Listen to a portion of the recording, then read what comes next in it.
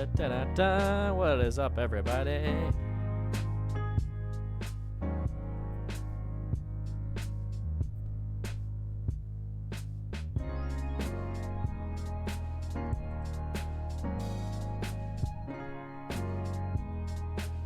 What's up, Aaron? How you guys doing?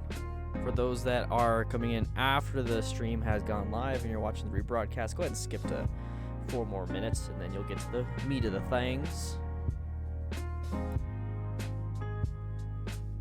Walter Fix watching the E3 stream, but he wants to watch this too. Yeah, I've been watching the E3 streams also. I actually did, I pre-ordered Cyberpunk 2077. I think that's the first time I pre-ordered any video game 10 months in advance.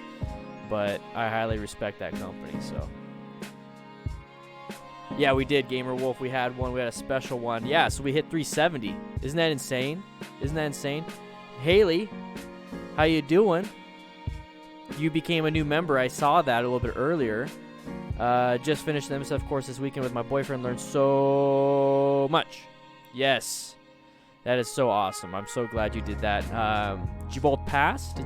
How do you feel about riding now? Because I always tell people that when they want to start riding, to take a course. It's one of the easiest things you could do. I mean, it's like, let's say it's $300. Okay, it's $300 to take a BRC1, but you still don't know what you should do. You don't know if you should, start motorcycling. So you take this course, $300. They provide the helmet, they provide the gloves, they provide the bike. All you have to do is bring in closed-toed shoes, long sleeve shirt, some pants. Like some decent pants, not leggings and stuff like that. And then after the class, after 2 days, if you still feel like you want to ride, well, there you go. Perfect.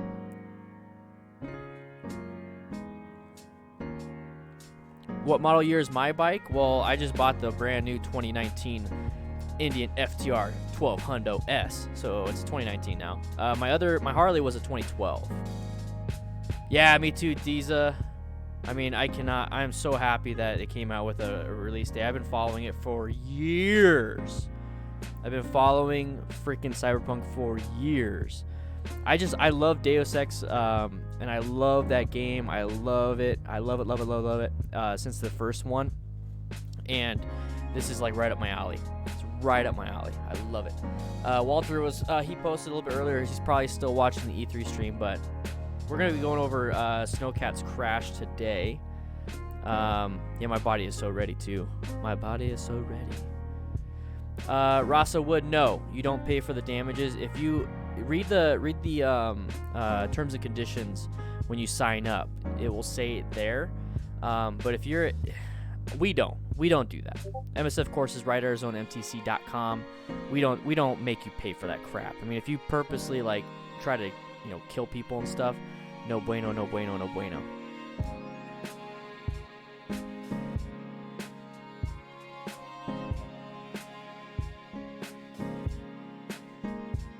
Need the site. Well worth it? Oh yeah, that is well worth it. Well worth it. Oh, looks like we've got 1 more minute, guys.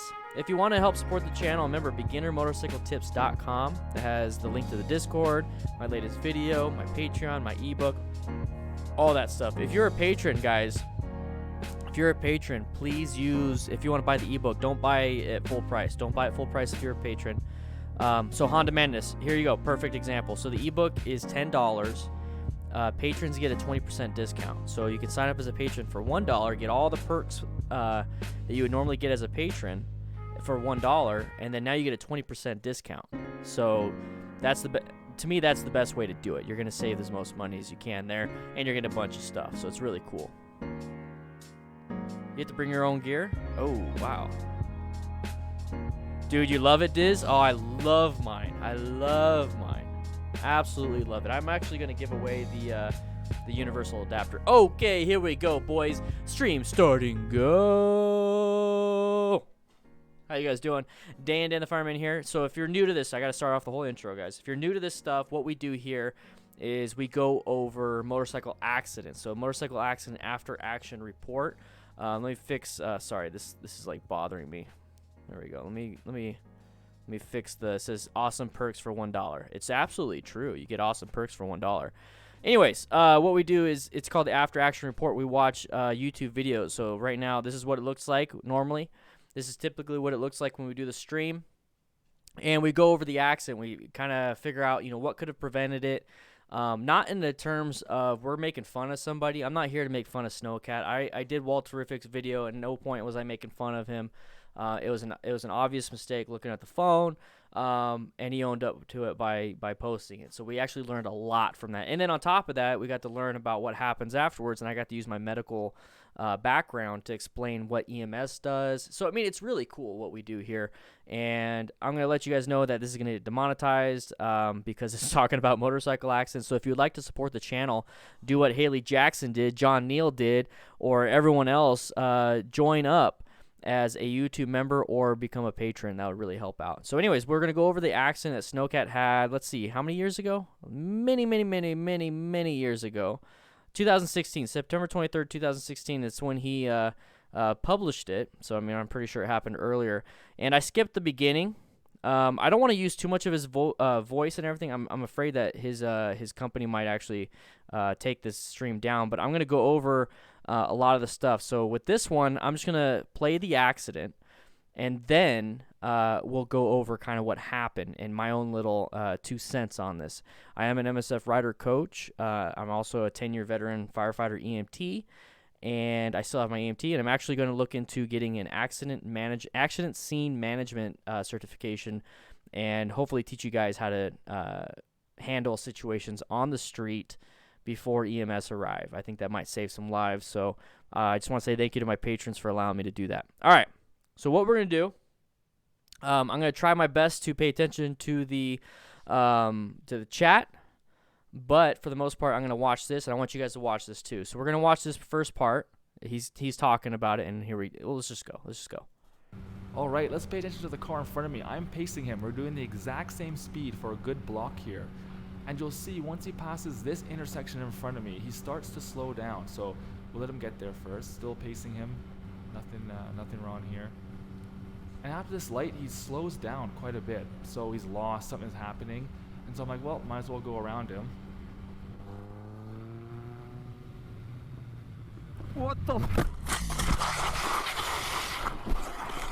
there it is, guys. There's the crash. Simple as that. Simple as that. Okay. So we're gonna do this piece by piece by piece. Normally in a crash video, we'll watch the whole thing. We'll go back.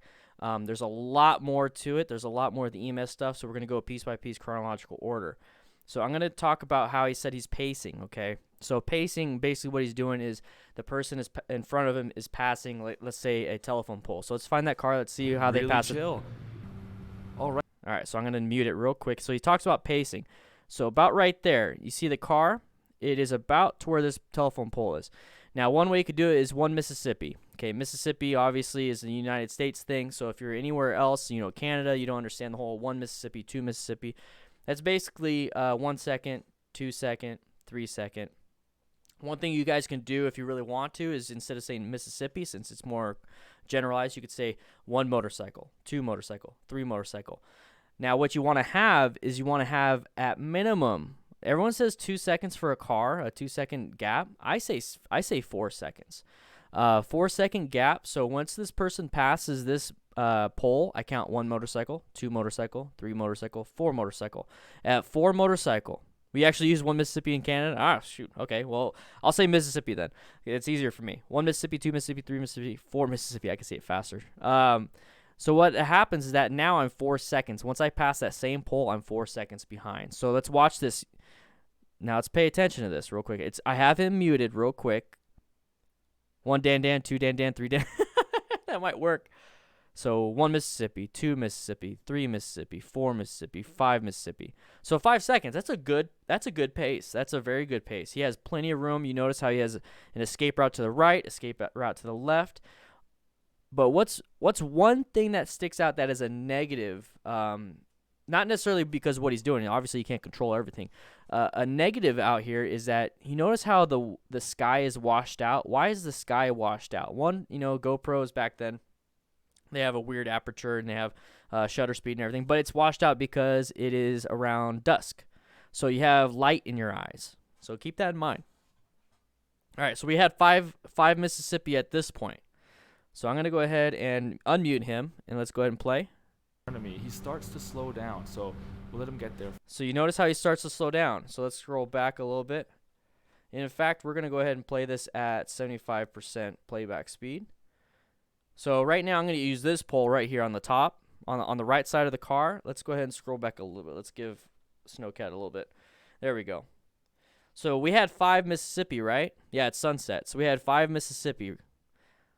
Now let's see how far he is from this car, from this pole. So 1 Mississippi. Oh, wait 1 sec. I actually, I forgot. I put it 75% speed. I can't be doing 75% speed if we're going to be doing counting the seconds and stuff. Let me go ahead and scroll back. Sorry about that, guys. Let's go ahead and go here. Oops. Let's actually do 1080p. I like 1080p. Back then, he was doing 1080p 60. Awesome. All right. So here we go. We got the pole. We got him right here. So now we had 5 seconds previous. So ready? 1 Mississippi, 2 Mississippi, 3 Mississippi. We just lost 2 seconds. We lost 2 seconds. That means this person is slowing down, but I don't see any brake lights. So what they're doing is letting off the throttle. They're letting off the gas. They're letting off the pedal, whatever you want to call it. But we lost 2 seconds very quickly. That should be an indication of, oh, crap. Okay? At this point, I need to start thinking something's going to happen. Something's going to happen. He says that. So let's rewatch what he says. I think we were at, well, I'll figure it out. I'm pacing him. We're doing the exact same speed for a good block here. And you'll see once he passes this intersection in front of me, he starts to slow down. So we'll let him get there first. So 1 Mississippi, 2 Mississippi, 3 Mississippi. Nothing wrong here. 1 Mississippi, 2 Mississippi, 3 Mississippi. 1 Mississippi, 2 Mississippi, 3 Mississippi. 1 Mississippi, 2 Mississippi, 3 Mississippi. That's not 3 Mississippi anymore. Now, I understand he accelerated. But this right here, let's say he's at this tree. This guy's at this tree. Now, if I accelerate, he's gonna enter my bubble. Okay. He even talks about Snowcat, and once again, I've seen his videos since this video, and he's taken track days. He's probably taken classes. So I mean, he's obviously a better rider now. More experience. He's lived through the accident. I remember seeing his Instagram photos and all that stuff. He had massive road rash on one side, and I think he broke his arm or collarbone or something like that. So I mean, he actually had some injuries here. But right here, if somebody's slowing down like that, there's an obvious reason why. Think about that. Why would somebody in the middle lane slow down when there's no one in front of them? And he says it right here. A bit. So he's lost. Something's happening. So he's lost and something's happening. So I don't know if this is the Snowcat's brain while he's riding or the Snowcat's brain after the accident. After he's done his own after action review, which I absolutely love that he did this. Yeah, he's reviewing it. He's reviewing it. It's great. So he's learning from his own thing. Let's learn from it also ourselves. So he's obviously lost. This guy's lost. He doesn't know what he's doing. He's in the middle lane, so he doesn't know if he's going to go right. He's going to go left. It's a 3-lane road. Usually if somebody knows they're going to turn right, they're going to be in the right lane. If somebody knows they're going to turn left, they're going to be in the left lane. But when somebody is slowing down like this, slow down. Slow down with them for a little bit until you kind of get an idea. Don't get to the point where you're 5 Mississippi, 3 Mississippi, 2 Mississippi. Well, I'm going to pass. I understand that's the natural reaction. It's like, somebody in front of me is slowing down. I'm going to go past them, right?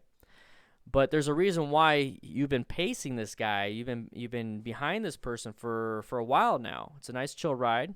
I think he even said it before the incident. So let's watch the full incident right here. I think January, February time, riding Suburban Delinquents Triumph here.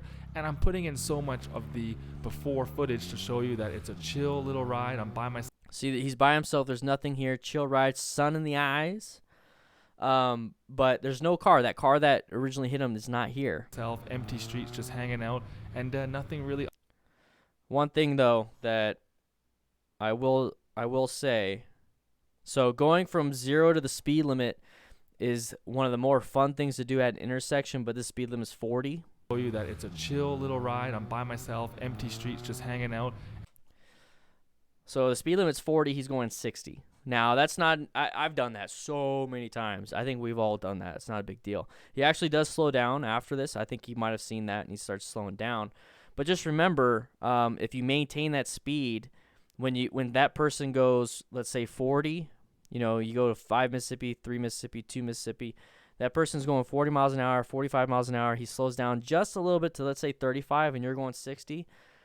You don't have that space gap like you normally would. So let's just go and watch. And nothing really untowards here, it's just I wanted to kind of get around those stupid comments. Oh, Snowcat, you were being impatient or riding quickly or this and that. Like, you can see this is just really chill.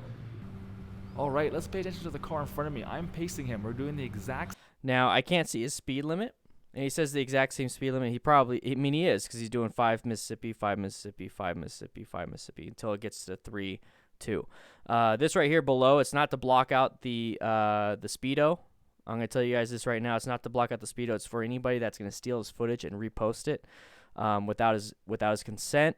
It's at least going to show that it's Snowcat 8XX87. So that's why he did it. I don't think he did it to blur out his speedo. Same speed for a good block here. And you'll see once he passes this intersection in front of me, he starts to slow down. So we'll let him get there first. Now think about that. Why would he slow down after passing an intersection? So he maintains his speed. And let's put yourself in Snowcat shoes. Let's just not even call him Snowcat. Let's just put yourself in this motorcyclist's shoes. Why would a car slow down once they pass an intersection? Like, why would they slow down a lot and possibly look like they're lost after they pass an intersection? Think about that.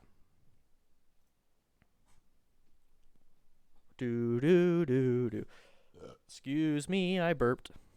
Looking for an exit? Yeah, they're looking for an exit. They might have passed. Google Maps, on your phone, it's like, oh, I accidentally called out Google on my phone. Let's say you're out driving, and all of a sudden you're like, oh crap, I didn't have notifications on. It didn't tell me to turn left, or it didn't tell me to turn right. I passed it. Now it says reconfiguring, or changing route or whatever. So maybe that's what is happening, right? So if you're following any vehicles and something like this happens, you start putting a picture. You need to start putting yourself in people's shoes. You need to put yourself in the car driver behind you, car driver behind left to you, or behind you to the left, to the right. Start getting that 360 cone. Really start getting that 360 cone. At the most part, you're not really paying attention to what you're doing because you're riding straight. You've practiced so much to where now you can basically leave your body, and now you can have the situational awareness of focusing on everyone else. Who here when they started riding, they were so focused, they looked at the gauge, looked up, looked at the gauge, looked at their hand when they applied the brakes, looked at the left hand when they applied the clutch. What gear am I? They looked down. Where's the brake pedal? Okay. Where's the shifter? Am I shifting up, shifting down? Everyone did that at the beginning, right? Everyone did that at the beginning. So now when you start riding a lot and when you get some experience, now it becomes second nature. You don't have to look down. You don't have to move around. Now get the skill above that. Get the skill above that to where you've practiced your swerving, you've practiced your emergency braking, you've practiced your proper body positioning, you've practiced all these different things to now when you go and you take a corner, it's natural. You're not looking at down. You're not thinking, okay, upper body turn, head over here, look where I want to go. You're not thinking any of that stuff. So now you can achieve even a higher level where you're like, okay, I'm doing all this stuff naturally. Okay, now I can look around. Is there debris in the road? Is there a car coming? But you're already turning like perfectly. You're turning it very well. So your highest level of skill is very important. A lot of people, what they do is they start riding and they start riding. It's like, okay, well, I'm looking at the ground, looking at the speedo, looking at the grip, looking at the brake, looking at this. And then when they get to the point of, well, now I'm naturally riding and everything's fine. I'm good. No, you're not. There's extra levels you can take. There's extra levels of focus you can have. Just because it's come second nature doesn't mean you can't keep going. That's what I keep telling people. A lot of people don't understand that because a lot of people don't know what they don't know. So right here, what I see is that Snowcat or this motorcycle rider is absolutely content with their skill. Absolutely content with their skill. He's not looking down at his speedo. He's not looking at his brake lever. He does a nice head check to the left. Normal riding. What's not natural, what's not normal, is this car wants to turn left. But how do you know that? You need to start knowing. You need to start thinking in other people's shoes now on the road once you get to that level. Start training yourself to that level. Oh, let's go ahead. We're on here. And after this light, he slows down quite a bit. So why? Ask yourself why. If you're doing really well on this road, if you're normally riding and you get to work, come back, everything's fine, because that's what naturally happens in a car. Naturally happens. That freak accident, you don't know what's happening. Just today, I was at Ace Hardware with my kids. I went to park, and when I parked, there was another parking space. There's the one in front of me, one next to me, so it was completely open. Normally, my normal aspect of I'm going to get out of the car and I'm going to walk inside. I'm going to get out the driver's side. My son's going to get out the driver's side in the passenger seat in the back. He was going to get out. I already know how to get out of the car. I open the door, step out. So normally people will just do that. But for me, because I feel like I'm at that extra level where now it's like, getting out of the car I don't have to focus on. Let me use my focus on something else. I'm not daydreaming here. I focused and I kept looking while opening the car. I'm looking around. There was a freaking car that decided to go through those 2 empty parking spaces to get around and get out. My son was getting out. I saw it happen. I pulled the door in. I had situational awareness that my son was getting out, and I told him to stop. I told him to get back in. That car almost hit my kid. It's as simple as that. It doesn't have to be motorcycling. It could be in a parking lot, in a car. So once you get to the level of I understand this, I'm here, bring yourself to the next level. Once you get this, bring yourself to the next level. You get this, bring yourself to the next level. That is my soapbox. Sorry, I know this was a Snowcat thing, but it's kind of happens here is that we get to a point where we're content and we stop. Don't do that. You need to start thinking about what other drivers are going to do on the road before they even do it. And he's going 60 miles an hour in a 40. So he's lost, something's happening. And so I'm like, well, might as well go around him. Let's see. That was a 45, I think. Go back. Yeah, okay, so it's a 45, and he's accelerating after 60. At this point, now I understand. Let's see when the brakes happen. Okay, the brakes are still going. Scroll back. Keep going, Daniel.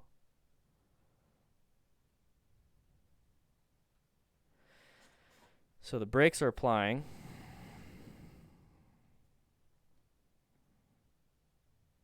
Come on. The brakes are still applying. He hasn't left. I think those are... Okay, there we go.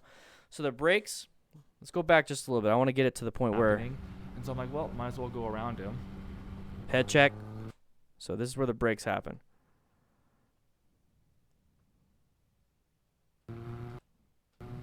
So the brakes start applying here once he gets in the left lane. When you have a complete open view, this is where you need to okay, well, I'm so used to going straight. I'm so used to having traffic in the road.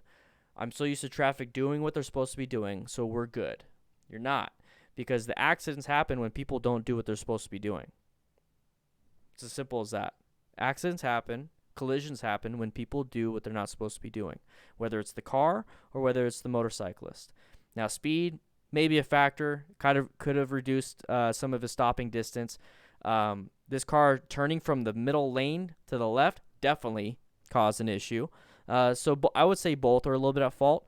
But what could have prevented this accident is not that the car driver could have just kept going straight and did the right thing. Yeah, sure, possibly. But who's on the road with broken bones, road rash, all that stuff? This guy. So you need to look out for number one. At this point, once you start seeing the brake lights, that's that thing that in the peripheral something's happening. You look at it, right? So I can go right here. Oh crap, something's happening. Oh, let me do this. So in the peripheral, something catches my eye. There you go. So if I'm riding and there's all of a sudden brake lights, I look at it, brake lights. Something's happening. He's slowing down. Why is he slowing down? There's nothing in front of him. Split second, millisecond decision making is happening now. It's like, well, shoot. Is there anybody behind me? No, there isn't, because I just did a head check, right? Just did a head check. Nobody's behind me. I'm going to slow down. And if that person just slowed down because they might have seen something in the road and they sped up and then everything's good, well, no harm, no foul, right? But why would they slow down? Are they turning into the right? I don't know. Looks like his nose is turned a little bit left. Maybe he's turning left. Right here, he's even closer to the line. So this now shows me that he's going to be going left, and it looks like Snowcat even recognized that, so he's going to go left. Why would this guy go left? All of a sudden, apply the brakes in the middle of the lane and then try to go left. He's trying to make this turn. So even if I try to swerve and go left, this guy wants to make this turn. So now if I swerve left, I am hoping this guy sees me and stops so I have enough room to escape. So there's two things that you should do in this situation. For one, don't accelerate and swerve left. But here's the two things you should do. One, apply the brakes. Practice your emergency braking where it comes naturally. You're able to stop, or at least slow down enough to where this guy can get all the way to the left lane, in the left turning lane, and you're able to accelerate through. Two, swerve to the right. You are just in this lane right here, so you should know that nobody's there because you've already done your 360. So when this guy swerves to the left, you know this is where driver behavior is so key. It's not necessarily, well, this guy's in my lane, I got to swerve somewhere. No, go above that. That right there is this level. Something's in your way, swerve. That's this level right here. Why is this person in your lane? Because he wants to go to this lane. That's this extra level. So swerving left or right at this level. Okay, well, I'm going to swerve. That's your level of training. Now you have to start thinking of driver behavior of this guy wants to swerve to this lane. So swerving left would be a no-go. So I must swerve right. That is what's going to help your decision-making process. You have to study this behavior if you want to survive on the street. Serious. And when I say survive on the street, I'm not just saying that. Motorcyclists have, a 10 times the fatality rate than car drivers? And what is the highest fatality? I mean, what is the biggest thing that kills people in America other than, diabetes and heart disease or lung cancer? I mean, it's car accidents. Car accidents are extremely deadly on the road. And motorcyclists are 10 times that. So when I say survive on the road, this is what I mean by that. So level of training right here. Once again, level of training is right here. Something's in front of me. I must swerve or brake. So I'm going to swerve left or right or brake. Cool. This level of training, when you start thinking of, once you mastered this, once you've practiced this and you're still practicing, the next level you need to take yourself is, why is there something in my lane? Why is this car going into my lane? He wants to go in this right here. He wants to go to this left lane. So now, swerving left, right, or braking, what options do you have now at this level of training? Braking and swerving right. Because swerving left, you're hoping this guy sees you. That's what I'm trying to get to you guys. That's what I'm trying to get you guys to understand. So this guy's coming over. You can tell because, let's go back just about 5 seconds. So you see the lane position he's in. So there's a nice gap. There's a nice gap in between the line on the left and the tires over here. And trust me, this is what I see. I look at this when I'm riding. I don't even focus on myself. I don't do anything when I'm myself. I don't pay attention to my shifting. I don't pay attention to my throttle control. I don't pay attention to speed. I look down every once in a while. Oh, okay. But I gauge myself. But I'm constantly, my 100%, like 90% of my focus is on everything else. That's why when people say, "Why do you motovlog and you have one hand on the handlebars?" It's like, well, because I'm fine. My 100% focus is on everything else. That's why I have my phone there, because every once in a while I'll just glance down real quick. Next bullet point, good. Next topic, we go on. I'm constantly focused on everything. So that's why I say don't motovlog unless you get to a certain level. So see this gap? Now watch this gap change. So I'm like, well, might as well go around him. Once he applies the brakes, see the gap change? That's what I'm talking about. He's braking to make this turn because he's going too fast, and he's turning left to make this turn. At this point, sure, I mean, if you accelerated roll off the throttle. Roll off the throttle. Start getting ready to apply those brakes. This is that oh shit moment, guys. This is that oh shit moment that you need to get there, okay? Yeah, there's no turn signal, Hail Design Technologies, because the guy tried so hard to make this turn. Look how much he can't do it. He's not going to make the turn if he tried to. He has to turn, apply the brakes. He's trying to turn. He doesn't care about flipping the turn signal. And that's what I'm saying. Without a turn signal, without this guy indicating, you need to know what he's going to do around him. So as soon as I see brakes, I'm thinking, okay, he's either there's something in front of him or he's going left or right. He's definitely not going straight because he's applying the brakes. So I need to step back. What the? Okay.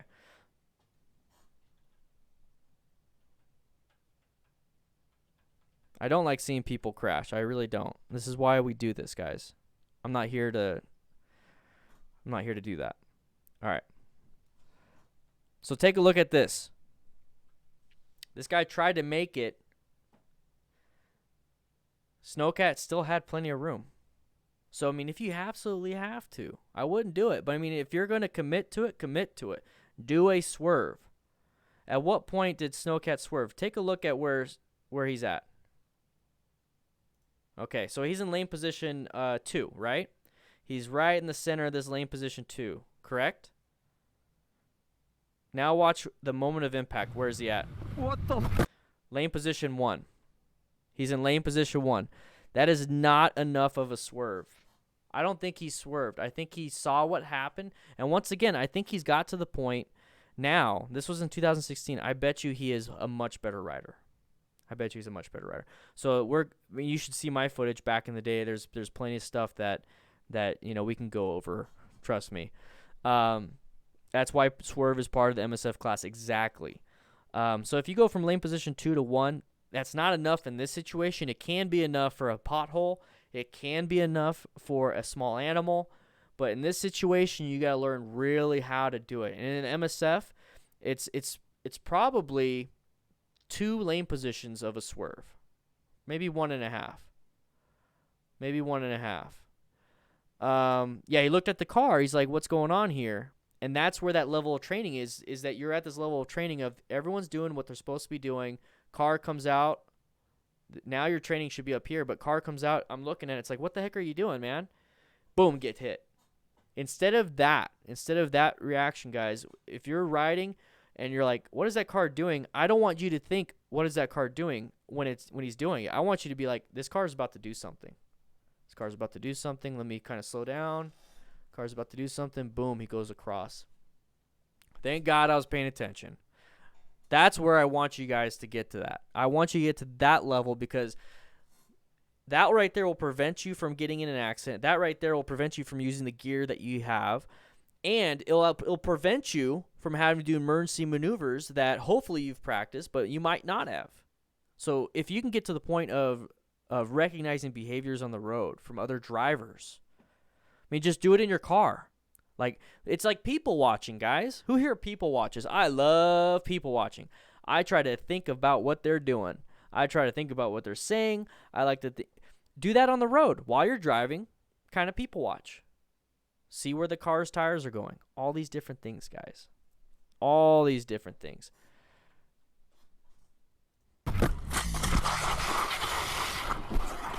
And there it is, guys. There's the crash. Simple as that. Me and one vehicle. You'll notice he had no indicator. He had no shoulder check. He just changed lanes. He wanted to pull a U-turn at that left lane when I'm in the first lane. So he's in the middle lane. He wanted to cut across 2 lanes and pull a U-turn there. And that's proven in the end of the video when he's heard speaking to his wife or girlfriend saying, oh, the GPS said so. And I haven't seen this. I saw this first part when he crashed. I didn't see the second part. So yeah, the GPS, there you go. There you go. The GPS told him to do something. So this person is focused on the car. He's focused on the GPS, paying attention to that. There you go. Start thinking that way.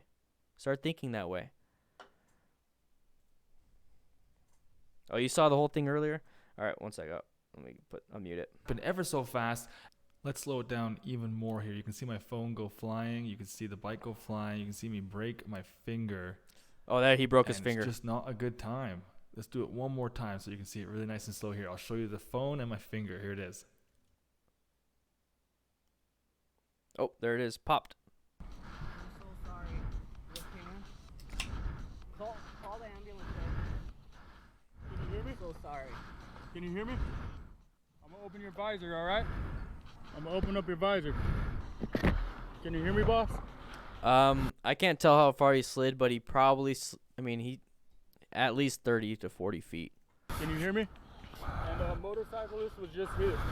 He's in a lot of pain. Just stay. Okay, so there's the median. So he made it halfway through the intersection. And he got hit before the turn. So that has to be at least 50 feet of sliding. At least 50 feet of sliding. At least. Minimum. Stay there. Stay down. Trust me. You're going. I don't know. Can you feel your legs? Can you feel your feet? Can you feel your toes? Hey, stay with me, buddy. Stay with me. Don't move them. Just can you feel them? At this point, don't listen to people. Just don't listen to people while you're in an after an accident like that. If you feel pain, don't move. If you don't feel pain, just don't move. Your biggest concern at this point is to not get hit again. So a secondary incident. You don't want to get hit by another car. So I don't think he's not losing consciousness. The thing is with the mics inside the helmet, you can hear every breath. That's just simple as that. You hear every breath unless you're riding. So, that's just what it is. He's not losing consciousness. That's for dramatic effect, I think. Can you feel? It's also a transition, so he's probably transitioning to further on into the video. Don't move. Just can you feel your toes? Can you wiggle your toes? Don't move your feet. I'm on Dude, you don't even fucking look, bro. Fuck you. This is cross street. I'm sorry. You know how much pain I'm in right now? Yes, I know. Like I don't like. So that's typical. You're in a lot of pain with people that the fight or flight scenario is like he's having a rush of endorphins. He's having a rush of adrenaline. You're angry. And honestly, I've seen that on scene where people are they're typically not angry. I met Snowcat. I met him at the Southern California Motovlogger meetup in 2015, and he was a really cool guy. So I met him before he crashed right here. Really cool guy. Definitely not an angry dude. And so it's literally the pain that's driving this. It's the pain that's driving this. Man, fuck, justified, man. I don't get it. Like, I don't get it. Why don't people fucking look? You came out of nowhere. No, that's what they all say. So the whole came out of nowhere thing, yes, that's what everyone says, but you have to start thinking why. How many times do I have to say why? Like, why do people not see you? And I want you guys to watch a video. I'm going to show you guys another video. 1 second. I don't want anybody, if you've seen this video already, I do not want you. This is a. 1 sec. Let me get. I do not want you to say anything. I do not want you to say anything. If you've seen this video, do not say anything in the chat. Okay? We're going to watch this full video. It's only a minute and 20 seconds. But this is exactly what I'm talking about. And I'll go ahead and talk a little bit more about why cars don't see us. And I was going to do a video on this, but this seems to be a better opportunity. Count how many times the players wearing white pass the basketball. Watch.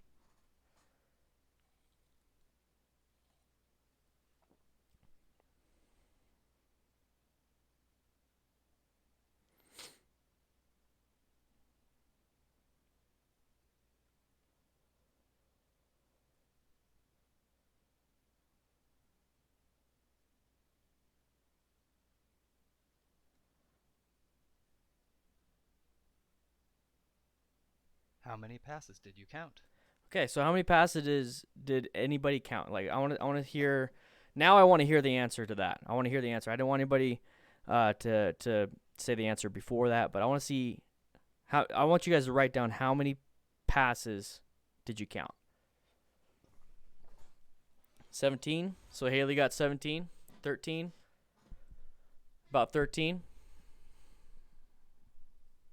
Let's get more. Let's get more, guys. Let's get more. There's no wrong. You started getting lost? 16, 13.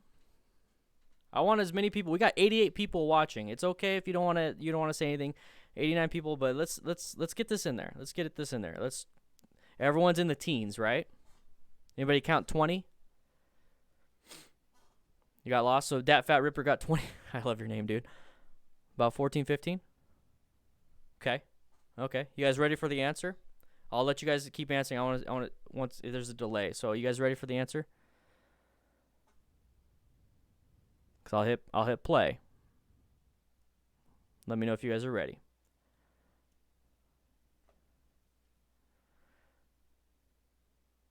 Terrific. Yeah, I bet you saw this. All right, here we go.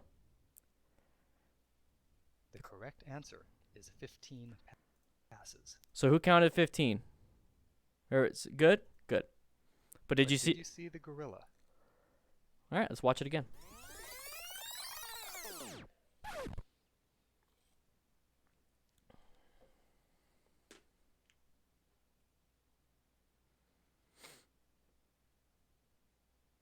This video is from research by Daniel. Who didn't see the gorilla? It's perfectly fine if you didn't see it. Trust me, the first time I watched it, I didn't see the gorilla either. Who did not see the gorilla?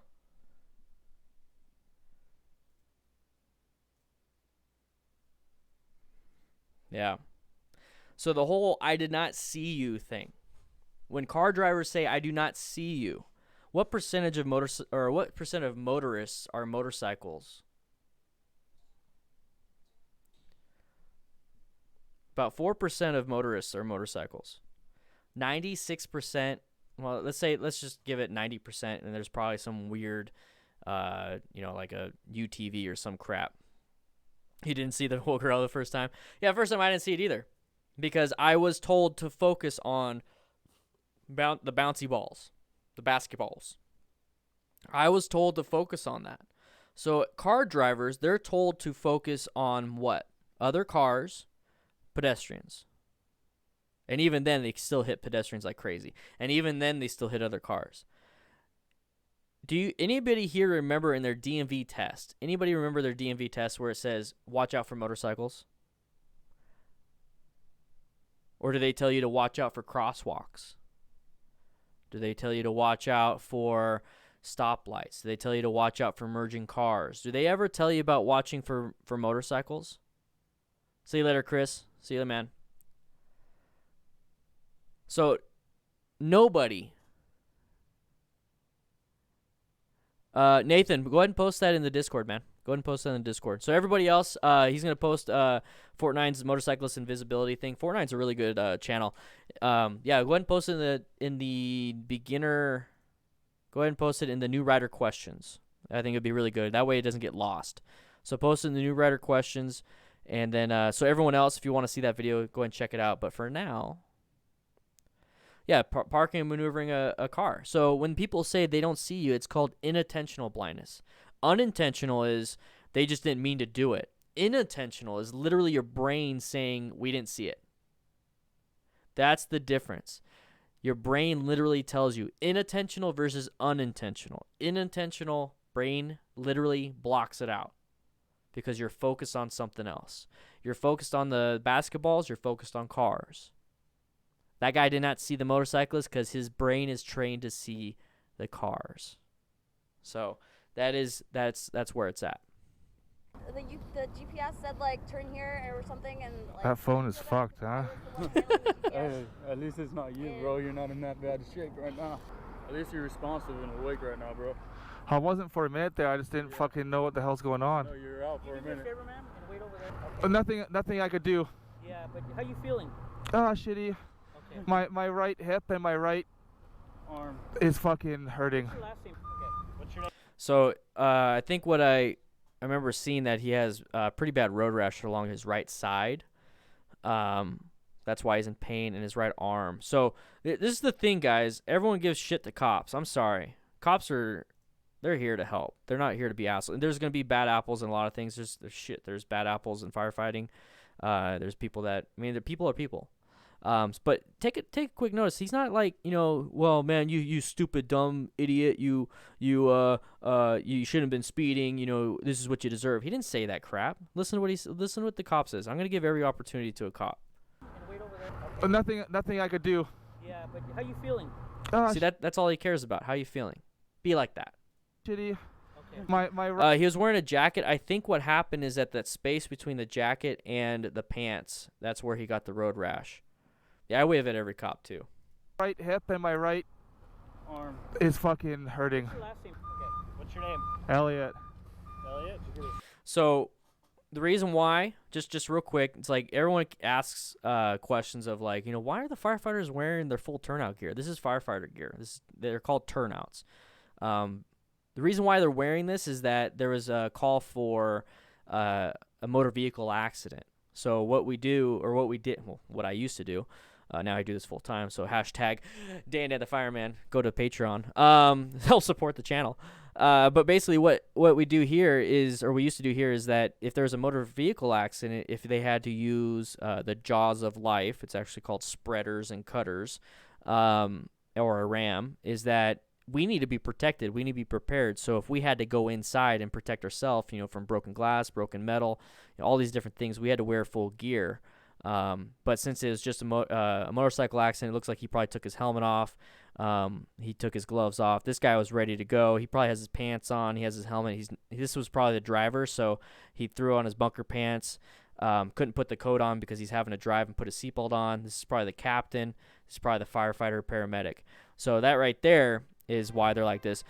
Grat26 always in there with the donation. Smash that like button. 86 watching and 29 likes. Guys, remember, if you do a super chat, I will read it unless it's inappropriate. But I'll still read it. I'll just, whatever. Anyways, so there's a ambulance right here. But these guys are on a fire truck. So there's a fire truck off the way. Do you know where you're at right now? On the ground. Okay, do you know what city you're in? No. You don't? No, I'm Canadian. Okay, where were you going? Down, Huntington Beach. Huntington Beach? Yeah.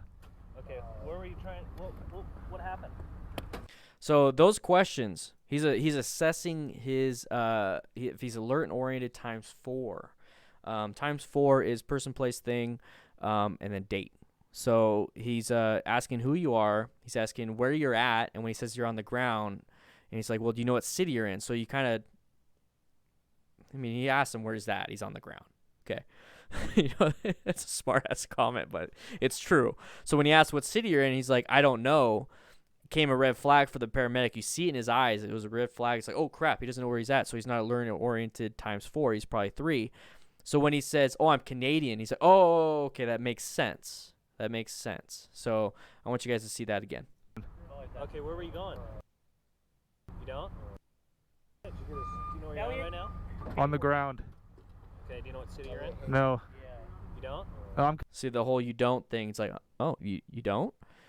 And then he says he's Canadian. Canadian. Okay, where were you going? Down, Huntington Beach. Huntington Beach? Yeah. Okay, where were you trying? What happened? A car drove into me. Okay. All right, guys, that's the end of the video. So that's the end of the video. That's what he's saying. Let's see. I'm going to go ahead and mute it because I just want to talk about what happened here up until at least 4.5 minutes, about 40 seconds later. So anyways, like I said, here's the ambulance. The fire truck is off somewhere else. This bag right here, I can already tell it's a C collar. It's one of those collars that you go around the neck. So they're taking they're taking cervical spine precautions. So they're making sure that he doesn't have any cervical spine issues. They're putting C-spine on. This is a Zoll heart. It's an old one. This is 2016. That's why it makes me laugh. This right here is a heart rate monitor, so they're probably getting his blood pressure, pulse oximetry, which is the oxygen level in your blood. I don't think they're going to be. They might be putting electrodes on him, 3 leads, limb leads, so just to make sure he doesn't have any arrhythmias. But they're not going to be like shocking him. He's conscious. Once again, this is probably EMS. So they have normal pants, and he's got a vest on. Because once again, one of the biggest thing here, guys, is getting hit by a secondary incident. So Kevin Toole, yeah, man, of course. Let's go ahead and replay it. Excuse me. Oops. I accidentally hit the 1 second. That's my PC. Anyways. After this light, he slows down quite a bit. So he's lost, something's happening. And so I'm like, well, might as well go around him. What the? And there it is, guys. There's the crash. Simple as. There you go. Let's go back to where he's at. I've never heard of using the BP cuff to take the helmet off. Never heard of that. I mean, it could happen. Your comments in the comment section below. What did you think? I mean, so right here, the gurney, obviously. So this is a drug box. This right here is a drug box. I mean, I guess medication box, whatever. So this has all of the paramedics' medications in it. So he has his nitro, he has his aspirin, he has his morphine, he has a bunch of other stuff in here. Epinephrine, you know, for allergic reactions, anaphylactic shock. So he has all his stuff in here. So I'm assuming that the reason why it's open, because if it's open, that means they broke a tab.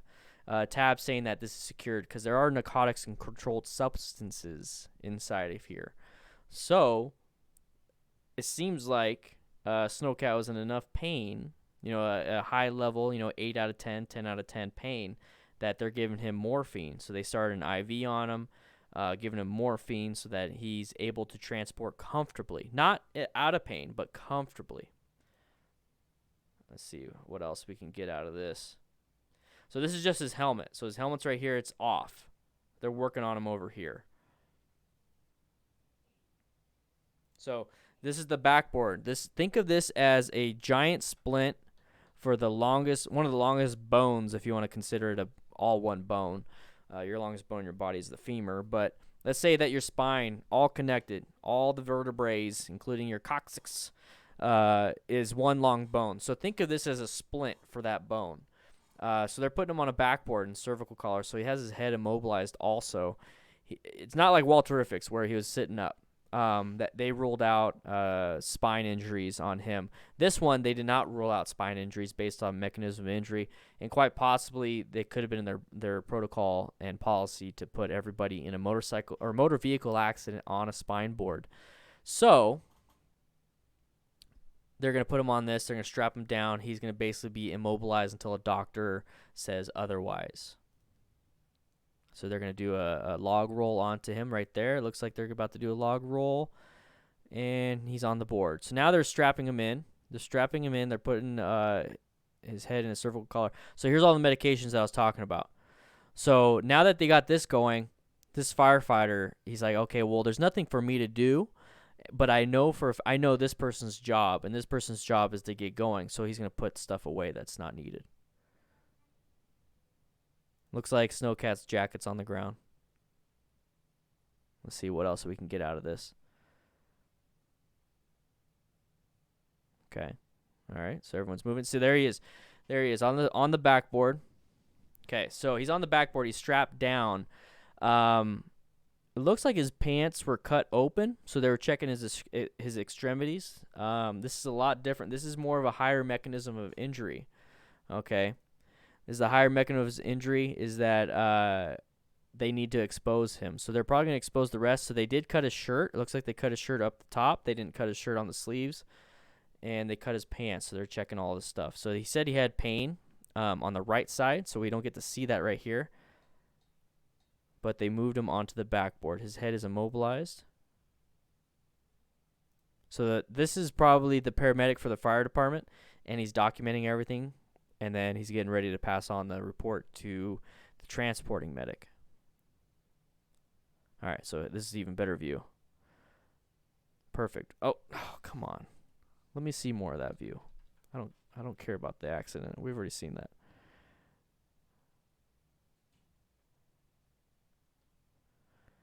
Perfect. So whenever you go to, or whenever you see any accident, remember don't rubberneck. Do not rubberneck. Speaking of which, Kevin Toole, thank you for the beard products, man. My beard is nice. Right Beard Company, Kevin Toole, awesome, man. DDFM crew member, veteran owned, best beard products I've ever had. Just giving you a quick shout out, man. That's awesome shit, dog. Anyways. This right here is a head block. This right here is going to keep his head moving from side to side, and he has a strap over the top, so it's going to keep his head from moving up and down. There's a pad on the back of the head. But people see this stuff. They like drive by. They're like, oh my gosh, you know, his pants are ripped. He doesn't have any clothes on. Why is he not wearing gear? And it's like, well, because they took it off. They took it off. And the reason why his pants are ripped and his shirt and his abdomen is exposed is because they did that. In a high mechanism injury, they're going to double check and make sure. I mean, just because you have pain on the right side doesn't mean your left side isn't broken. It doesn't mean that, you know, you only have ankle pain, that you don't have a lacerated liver and you have tenderness and swelling in your abdomen in your upper right quadrant. You got to check it. Imagine going to the hospital and somebody died because they bled out internally because their liver was lacerated and everyone was focused on their ankle. So this is why people are exposed like this. He has a cervical collar, head immobilizer right here. I've actually used this exact head immobilizer. There's a piece of tape that you have to wrap around the neck, and that's that blue tape right there. They're using straps right here, so they're making sure that, you know, he doesn't move. Because once again, if you're in the back of an ambulance, you have to be seatbelted. You have to have seatbelts. These are considered the seatbelts. The stretcher gets locked in, so these are seatbelts for driving. He's on the backboard, completely exposed. Everything's good. They're about to lift it up. So this guy's actually going to pull the lever. It's going to disengage everything, bolt lifting it up. Heck yeah, Kevin. No problem, eh? Oh, yeah. Kevin, definitely watch the stream a little bit earlier, and you'll see that he had plenty of time. Plenty of time. But, once again, the only way you're going to have that time, guys, is if you focus on what other people are doing on the road. Not what you're doing on the road, but what other people on the road. And the only way you're going to get to that level, because it seems like a lot. It really does seem like a lot. It's like, man, now I got to focus on other people on the road. I'm already too focused on my road, you know, my riding. I can't focus on all this stuff. Well, that's because you need to get to that level of training to where you don't have to focus on yourself. If you guys are right now at the point of where you don't focus on your own ride, where your ride is natural, you don't have to deal with it, don't stop there with your training. Start focusing on this other stuff. Start focusing on why this car driver decided to apply the brakes right here. Why did the car driver apply the brakes in the middle of the road, a 3-lane road? There's a turn lane coming up. Why? Why do you think this guy did that? So now that you're not focused on your ride, you can focus on others. So now this is your training of why this is happening. It's because the guy wants to turn left.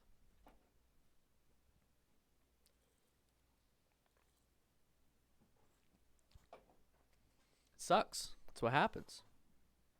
It happens. It's no bueno. So that's the kind of stuff I wanted to talk to you guys about. Don't worry about my messy room. That's what I want to talk to you guys about. This is why we do these videos. Is not necessarily of like, oh well, practice your swerving, practice your braking. You know, this guy was dumb, not wearing gear. When I watch these videos, I watch the other drivers. I see what the guy did the first time around, and then I watch the other drivers the second time around. So if you want to practice on your own, go watch these videos. Watch these motorcycle crash videos, and it's a lot of the times at the level of training a lot of people have, especially beginners. They're like, oh man, it's the car's fault. It's the car's fault. It's the car's fault. He pulled out. He did this. He did this. But then when you get more and more training with classes, you start thinking, oh, I'm in control of what's going on. It's not the car shouldn't have done that. The car should not have done that. But how do I respond? Okay, I respond this way. I swerve, I brake, I do this. Now that you get, that's fine. It's like, well, why did the car do that? I already know how to swerve. I already know how to brake. I'm at this level of training where I'm like above the beginner. I'm a novice now. I'm a novice street rider. So why is this car doing this now? Oh, because they wanted to turn left. Oh, because they gunned it thinking that they only saw the car behind me. Oh, they merged with traffic because they didn't see me because I was off in lane position 3 instead of lane position 1. I wasn't presenting myself. I wasn't protecting my lane. Start If there's always more, there's always more. It's not necessarily, you can go the route of I'm going to, you know, here's going to advanced classes, track classes. Now I'm going like crazy track. I'm doing this. I'm knee down or whatever it is, you know, whatever. You know, I'm a professional track rider way over here. You could do that. For me personally, I go, so instead of over here at the professional track rider, I go, okay, I see why this is happening. I see why this is happening. I know how to swerve. I know how to do this. Okay, I have the skills to save myself on the road. But now why is the car driver doing that? Why is this person? Why are the lights like this? Why are there chevrons on the road? Why are, you know, tilt over advisory? So I kind of go this route. Here's like the professional race car or race driver that, or the motorcycle racer that, you know, people want to be. But who does this? Who's over here? Who goes to a track? Not a lot. There's a select few. I like to focus on this. Now, if you want to be even better, you become a really good track rider and you learn this. Now your skill level is even higher. So there's still, I went this route. There's a bunch of people that go this route and then forget about this. I still have this in mind, so I'm going to try to get as much as I possibly can. And then on top of that, I want to get the accident scene management course. I already know how to manage a scene with my EMT and everything. I already know how to manage the scene and all that stuff. But what I want to do is I want to be a part of an organization like the MSF that promotes that I have some type of certification that I can say, hey guys, I'm this. Let's coach this. Let's do this. So that's where I come from. That's where I'm at. And if you want to help me get to that goal, swing on by my Patreon. It's only $1 a month. We have 370 out of 400 patrons. And on Patreon, what we do for even $1 a month, the reason why it is out of 400, this is what it looks like right here. The DDFM crew manual. Okay, you have to be a patron to get it. Right now, it is blocked off by password. What I have is a lot of parking lot drills. So right now I got 9 parking lot drills so I can show you how to do the straight line weave and the slalom. I even show you how to get it done and what to do. And then I also have road riding techniques. So crossing an obstacle is one of them. So there's a video on how to cross the obstacle. You guys seen my gravel on the road recently. Body positioning, I show you how to do body positioning. I show you how to start on a hill.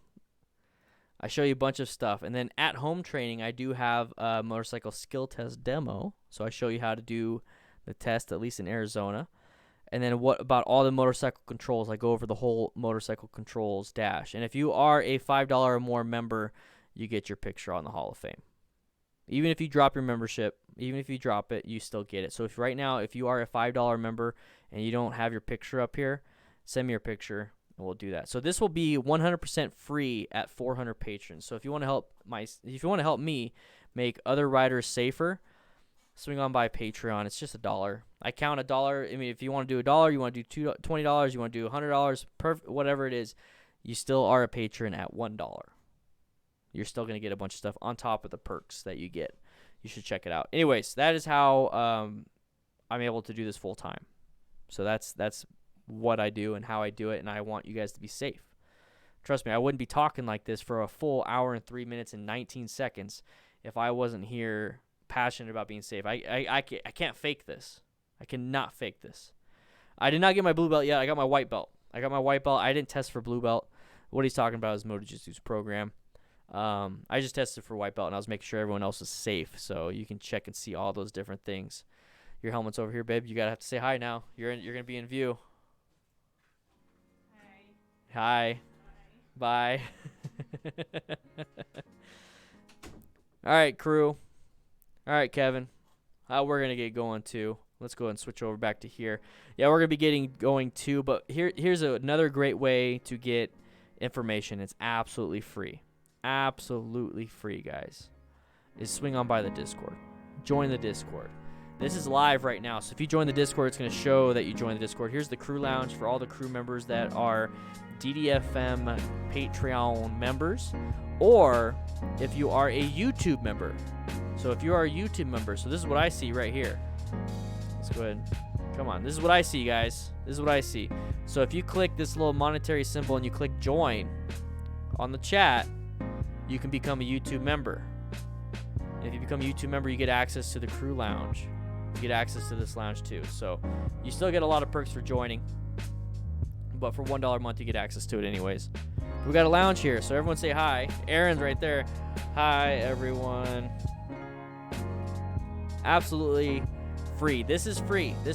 All this stuff. New rider questions, maintenance and gear. We have a mental health section for anybody that needs it. I use it every once in a while. Motorcycle media section, so you can post your pictures. You can post those pictures, boys. And I'm part of an Arizona room. Anyways, everyone say hi. So I just want to say thank you guys for stopping by. Thank you for supporting the channel. I hope you guys learned something today. We're not here to make fun of anybody. We're not here to dismiss somebody's skills or anything like that. We're here to just be safe. Send me Hail Design Technology. Send me a message on Discord. Email me at dandanthefireman928 or post it on the Patreon community tab. Slow, smooth, fast.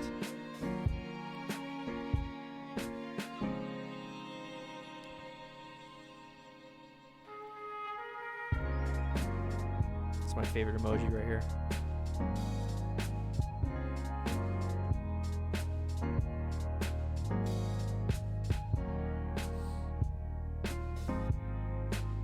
Hey, well, there we go. Wolf66 has appeared.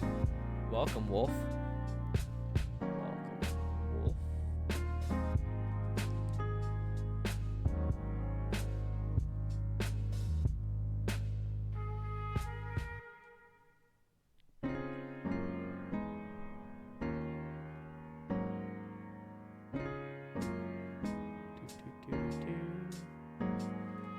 Thank you guys for a wonderful stream. Hopefully somebody learned something. As long as one person learns something, I think we're off to a good start.